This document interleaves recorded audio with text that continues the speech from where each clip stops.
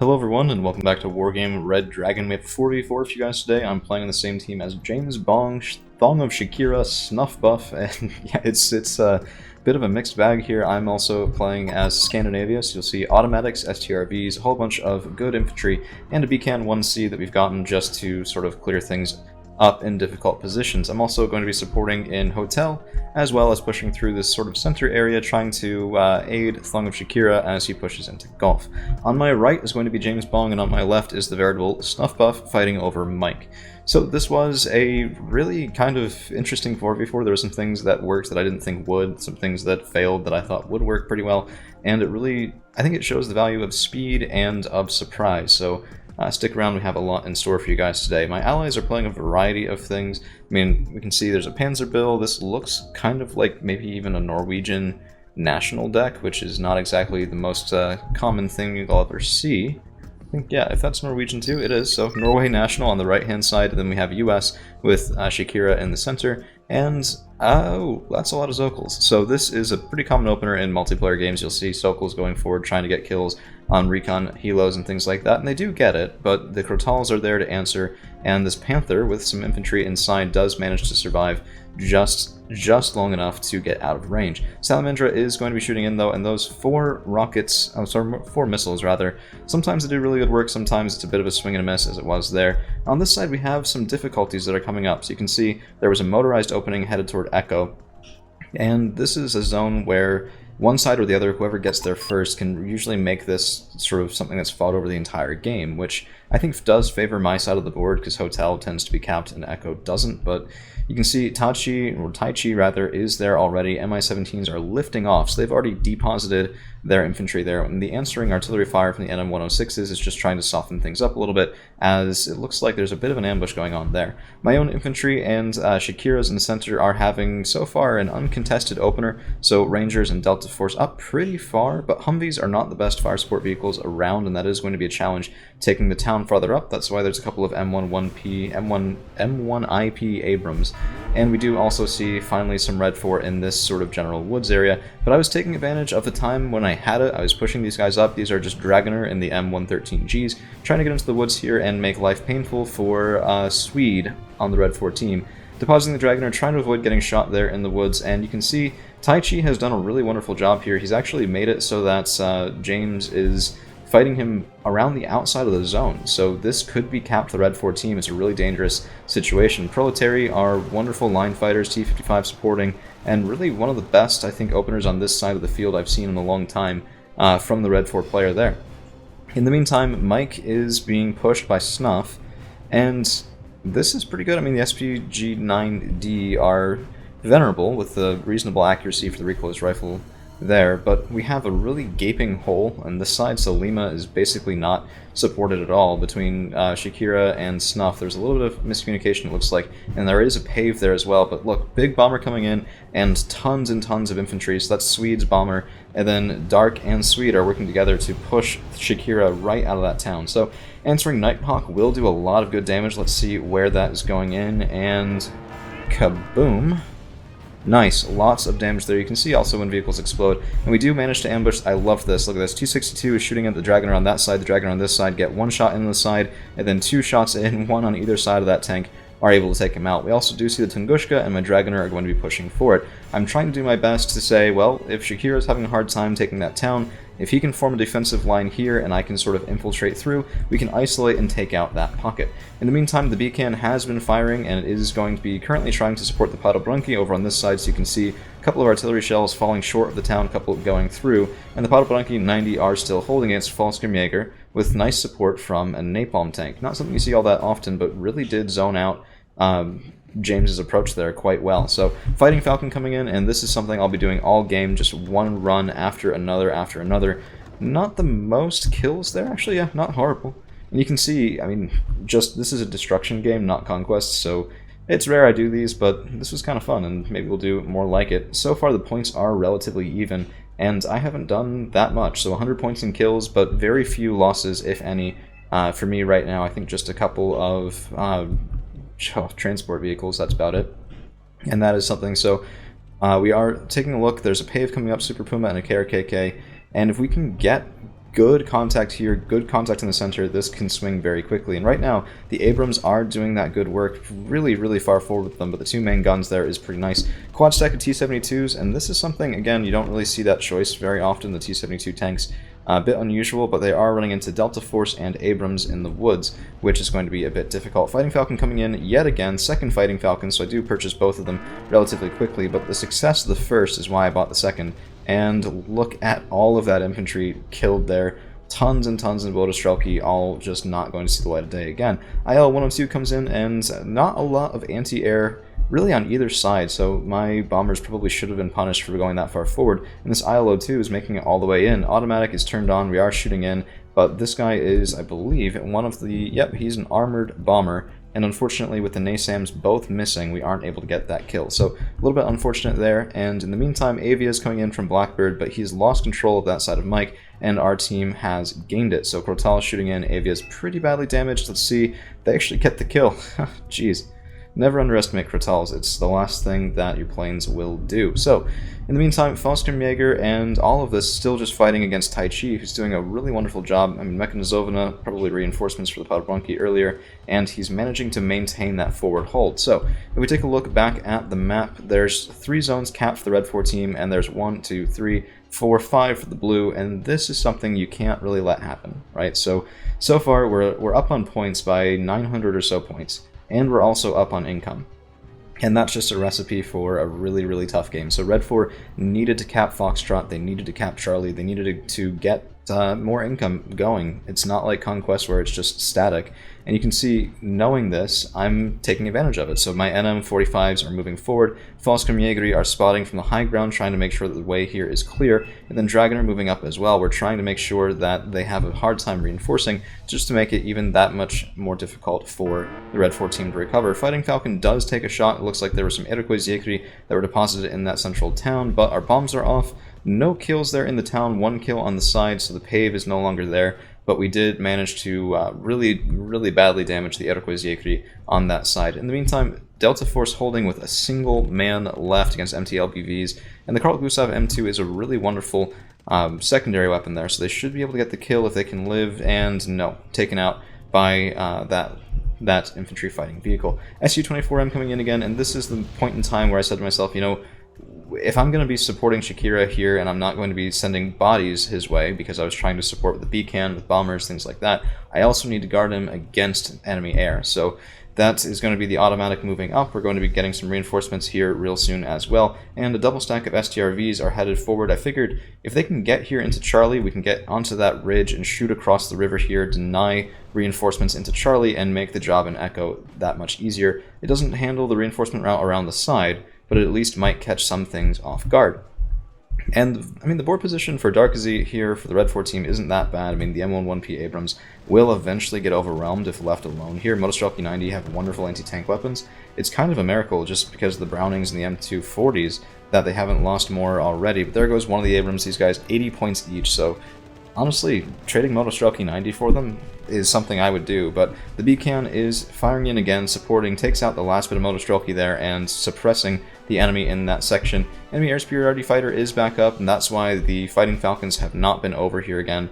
I'm aware of that and trying to keep my bombers alive just that little bit longer, so we need something to take out that circling MiG, but that might be a problem for later on in the match. Geverman and Faustgrimjäger finally getting some good work here going in Echo, as that napalm tank gets a bit too close and the fragile weapons teams can't hold up to Geverman at close range. So these guys need to get into the town, they need to kill the Mechanizovna and take it, but Podobranki 90 at the last second, and the Geverman will just get shredded by that. Vidrid 2 also supporting, so probably fresh reinforcements from Tai Chi, but right in the nick of time there as the Geverman just get wrecked by that combination of guns. So wonderful play there from Tai Chi.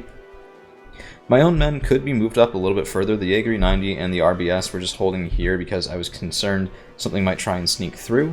This side of Echo is not really all that well held. There's an XA and there's a Jupiter, but nothing there with guns. And if I was Tai Chi and I had control of this side, I'd try to sneak through to Hotel eventually, so that's why they're not moving forward. 24M comes in again, getting shot at by the automatic but not taken out, and the toll of those bombers has been brutal on some of my allies. So Shakira securing the center and left side of Gulf now, and it's a bit of a farther back hold than we had really been hoping for. The plan was to get up here on top of this town right away. My Dragoner probably could have tried pushing up into these woods.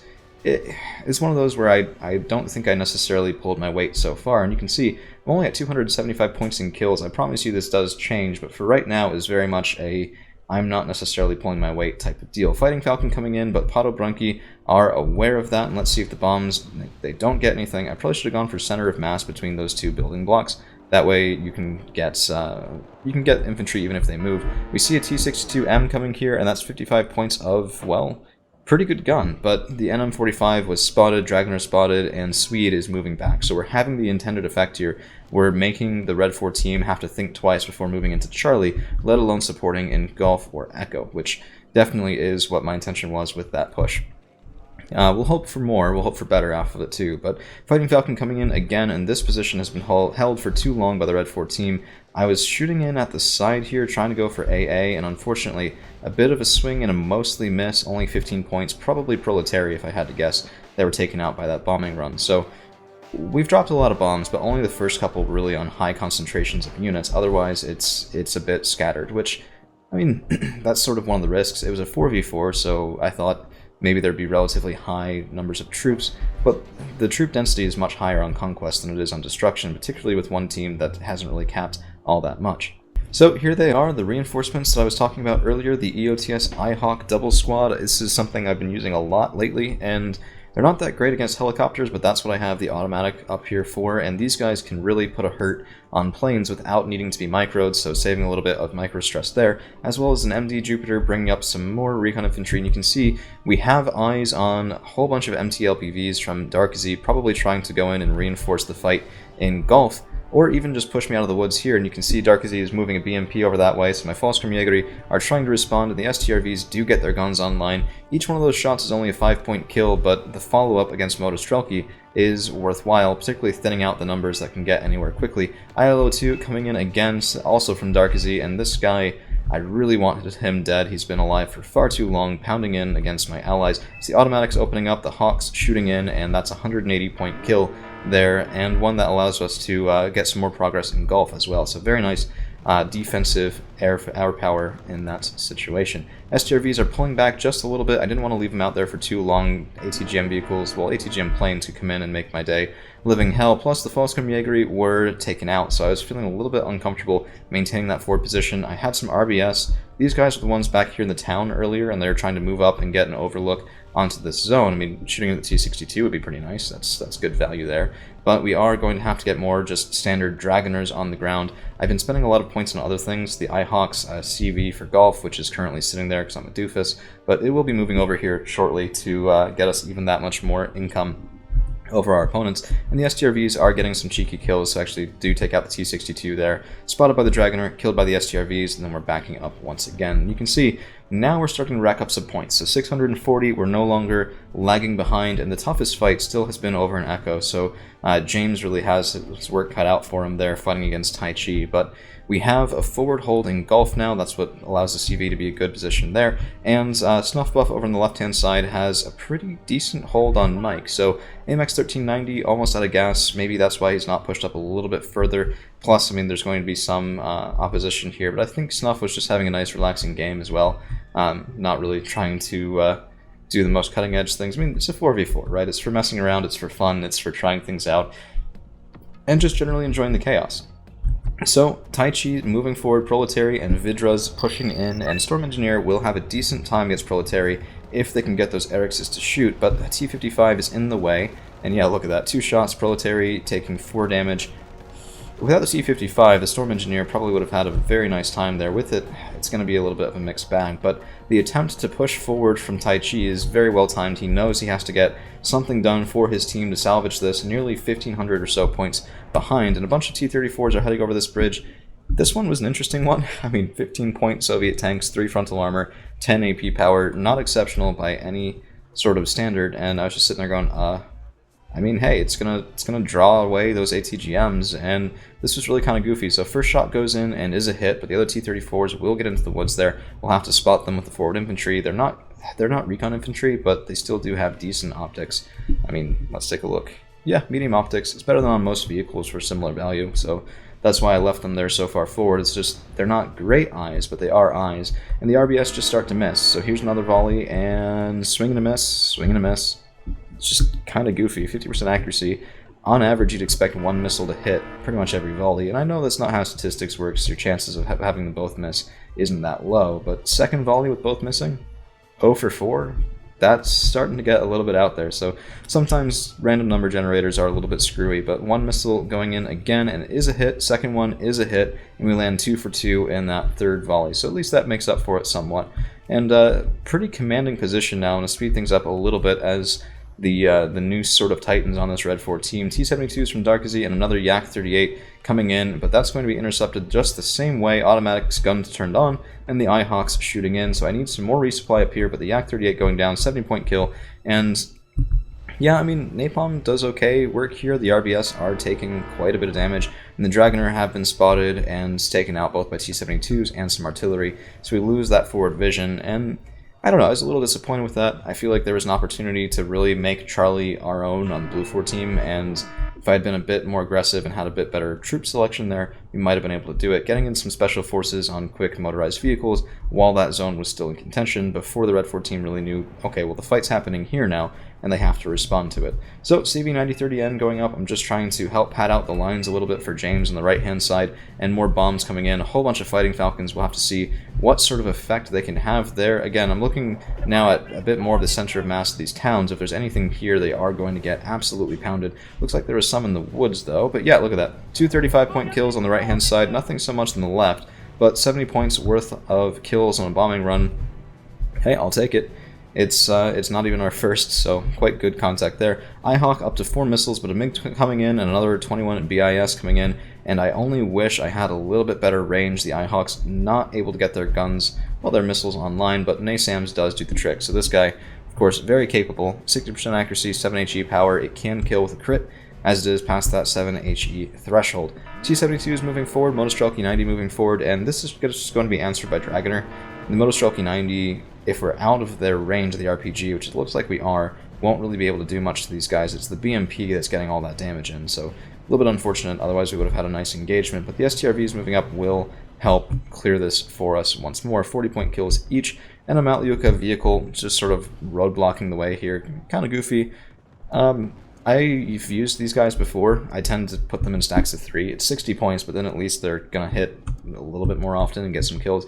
Spike team identified from Blackbird, and Mike is about to be capped by Snuff, as we have another plane coming in, this time from Taichi, and it is a seed plane, so a nice call out there. If the NASAMS was not out of ammunition, that probably would have been a decent shot, and the other one actually does take a shot, so this was microed well, turned off and then turned on when he thought he was turning, but the SU turned around again, and very near death there for a pretty expensive unit on my team. So Dragoner moving forward on both sides here, the STRVs trying to get up and into the farther ridge line where they can see, and just clearing the crest, so it looks like, oh no, actually shooting in, getting the loss of the Motostrelky.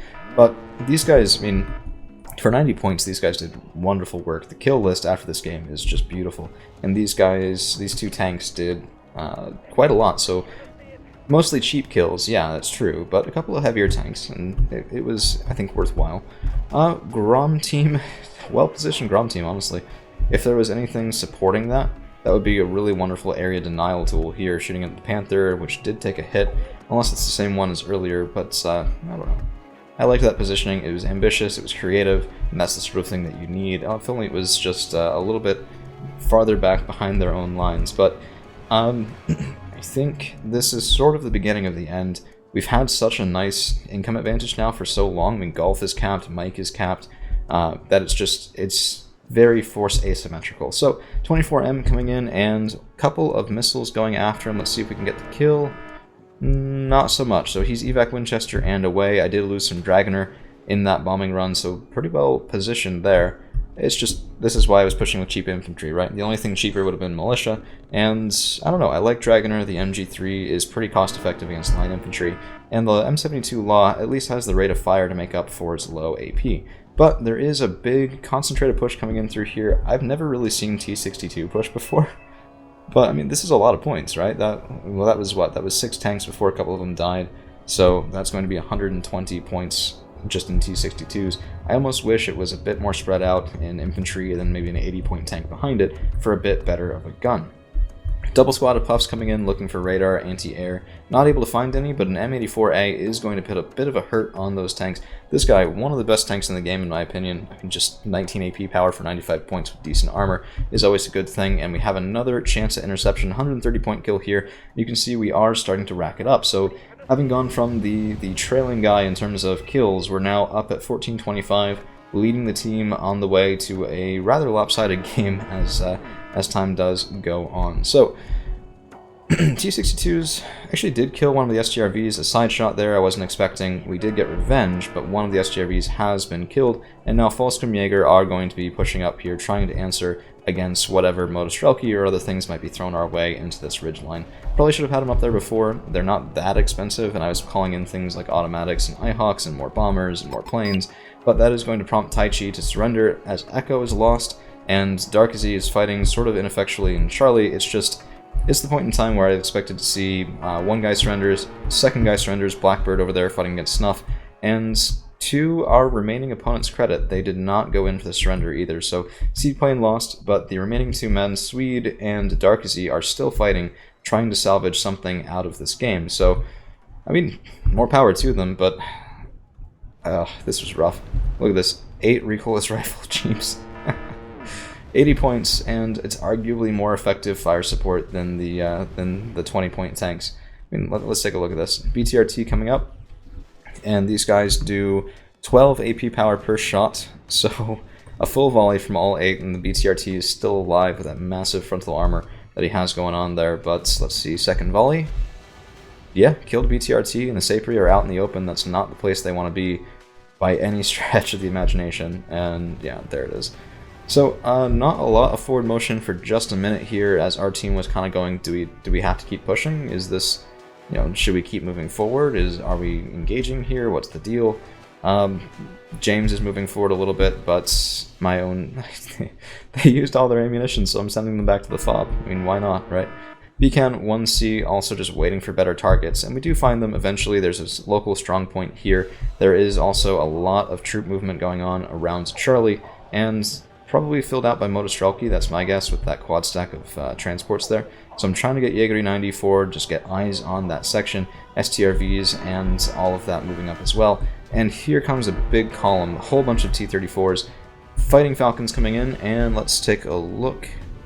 Both of those, I mean, yeah, some decent kills, lots of Motostrelki, just like I expected, killed behind those MTLBVs, along with the transports, and the T-34s versus a single STRV. Let's see what this guy can do here with that 15 rounds a minute rate of fire. Second kill, third kill, we lost the automatic from that seed plane. We do get revenge there, 150 points, worth it for us in the end. And the STRV, this guy can eat T-34s all day and just not care. It's really kind of crazy. Yeah, I mean, look at that. He shot up that whole column. Jaeger 90 didn't get any tank kills there, really. I mean, they might have gotten one with Carl Gustav M3, but that's about it. So, I do have another STRV here. He's not in position. I'm trying to move up, trying to kill that T-62 that's presenting way more side armor than he ever should. That allowed that one shot, one kill there. And we are taking counterfire, but, I mean, 2 top armor, unless it's a big-ass howitzer, that's not going to be all that effective. I'm more worried about the Gornostrelki on that side, and even that's not going to be one shot, one kill. So, napalm support coming in from one of my allies, and just... we started abusing planes here, so Aardvarks, Ravens, more fighting Falcons, this time not even from me, so this is the Norway player on my right, and oof, it's just brutal. So I'm going to go through this a little bit quickly. We have 6 minutes left in the game, but I really want to show you guys the kill list later on, after the game's conclusion. So if you want to just see that, skip forward, but it's not going to take us very long at all. So STRVs moving up more, this is a triple stack of RBS, because I wanted ATGMs shooting over this side. T-80UM identified, and I immediately call out a plane. So you can see the MLU is on his way, but we have all of these guys here, double STRV and triple RBS, shooting in at a single T-80UM, 170 points of sadness right there, as triple STRV takes it out before the MLU can even get the job done. So, very satisfying, very, very satisfying indeed. I might end up playing more destruction games, because this was honestly quite a bit of fun, and it's interesting. Conquest, it's kind of hard to tell. You have to be really aware of point values for different things and what's dying on either side to figure out who has the points advantage and therefore just the strength advantage on the map. But in Destruction, it's pretty darn clear. I mean, by this point, we all knew that the Red 4 team was really struggling just with how much they had left to put up a fight, because, well, we can calculate the income, back-of-the-envelope calculation in your head, and we can calculate directly the amount of death. So if you have higher income and an advantage in Destruction, odds are your opponent's really not having a good time. So lots of radar AA called out from the Red 4 team. I think they're just trying to respond to the plane spam a little bit. But Gazelle gets around the side and that UAZ is dead. Interestingly, Delta is not decapped. It makes me kind of wonder if there was supposed to be a forward cap in Foxtrot earlier on. That would have really been helpful, I think, earlier in the game to even things out a bit. But, well, as it stands right now, that is going to be all she wrote. We just send everything forward and overwhelm them. So, yeah. Sometimes that happens. It's the conclusion of a big-ass 4v4. So let's take a look at the kill cards, units that did very well, units that did poorly, and just, I guess, the player kills losses as well in this game. 80-65 for the Blue 4 team, 33-05 for Red 4. Very lopsided, 5,000 point difference. It's one of those things that snowballs, right? So even if you just track my own kills over time, it was very much started off okay, and then once we got a tactical advantage, it went quick. So 26-55 to 495 for me, and units that did very well. Fighting Falcon, whole list of kills, including a command vehicle. Beacon did not as well as I was expecting, honestly. We killed a Tunguska, but otherwise it was mostly just health damage and supporting over on the right-hand side of the field. Mostly in Echo, that's where the Beacon was shooting for pretty much the entire game, with the exception of when I targeted that Tunguska. Fighting Falcon with, this is what we came here to see, over a page of kills, so many Motostrelki, MTLBVs, Vidras, Conquerors, even 2 Padabranki, and more Motostrelki, even a T-62M, but they're by the end. And this is one of the 90-point tanks, the STRVs, really just had a nice firing position up on that ridge. No complaints there at all. Alright, well, that's all we've got for you guys today. Thank you all for hanging around, and we'll see you again real soon.